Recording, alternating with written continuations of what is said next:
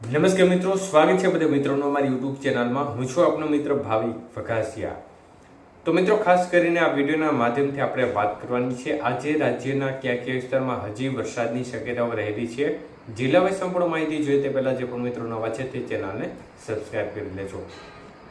તો મિત્રો, આપણે ગઈકાલે આગાહી મુજબ જ ખાસ કરીને કચ્છના ભાગોથી માવઠાની શરૂઆત થઈ હતી, ત્યારબાદ સૌરાષ્ટ્રના ભાગોમાં પણ વરસાદી માહોલ જોવા મળ્યો અને ધીમે ધીમે માહોલ છે તે છેલ્લે ભાવનગર થઈ અને જે પૂર્વ ગુજરાતના ભાગો છે અને ઉત્તર ગુજરાતના ભાગો છે તે ભાગોથી આગળ વધી અને તે વેસ્ટર્ન ડિસ્ટર્બન્સના વાદળો છે તે પસાર થયા હતા.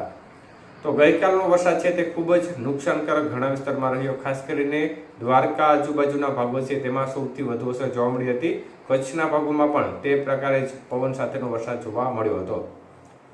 ત્યારે ખાસ કરીને આજે હજી પણ વેસ્ટર્ન ડિસ્ટર્બન્સના વાદળો છે તે ધીમી ગતિએ આગળ વધી રહ્યા છે અને હવે ગુજરાતથી દૂર થતા નજર પડી રહ્યા છે, તો પણ આજે હજી સંભાવનાઓ દેખાઈ છે.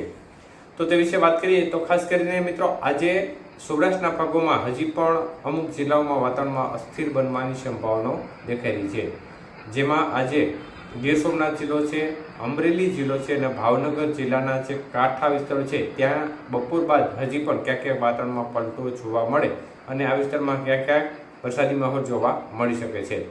જ્યારે ઉત્તર ગુજરાતના ભાગો અને કચ્છના ભાગોમાં જે જોખમ દેખાતું નથી, કચ્છના કોઈ કોઈ વિસ્તાર અંજાર આજુબાજુનો હોય ત્યાં હજી થોડું વાતાવરણમાં પલટો જોવા મળી શકે છે.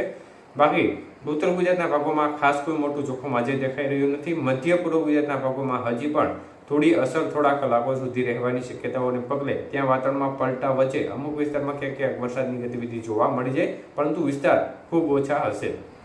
દક્ષિણ ગુજરાતના ભાગોમાં પણ તે પ્રકારે વાદળછાયું વાતાવરણ અમુક વિસ્તારમાં જોવા મળે અને અમુક સીમિત વિસ્તારમાં વરસાદની ગતિવિધિને બાદ કરતા એકંદરે વરસાદની ગતિવિધિ ઓછી રહેવાની શક્યતાઓ અત્યારે દેખાઈ છે. એટલે આજે આ પ્રકારની શક્યતાઓ દેખાઈ છે. તો ધીમે ધીમે હવે વેસ્ટર્ન ડિસ્ટર્બન્સના જે મુખ્ય વાદળોનો સમૂહ છે તે આગળ નીકળી ગયો છે, પરંતુ હજી પણ થોડા વાદળોનો સમૂહ છે તે જોવા મળી રહ્યો છે અને સૌરાષ્ટ્રના કાંઠે પણ હજી વાદળો જોવા મળી રહ્યા છે. ત્યારે ખાસ કરીને આવતીકાલથી સંપૂર્ણપણે હવામાન ફરી એકવાર ચોખ્ખું થશે અને ત્યારબાદ ફરી એકવાર 7 તારીખ આજુબાજુથી વધુ 1-2 દિવસ સુધી માવઠાની શક્યતાઓ દેખાઈ રહી છે. વાતાવરણમાં ફરીથી અસ્થિરતાનો માહોલ જોવા મળશે. તો આવતીકાલની જે અપડેટ હશે તેમાં તે બાબતની માહિતી આપીશું અને તેમાં કયા કયા વિસ્તારમાં વધુ અસર રહેવાની સંભાવના છે તે બાબતની પણ માહિતી તે વિડીયોમાં આપીશું. ધન્યવાદ.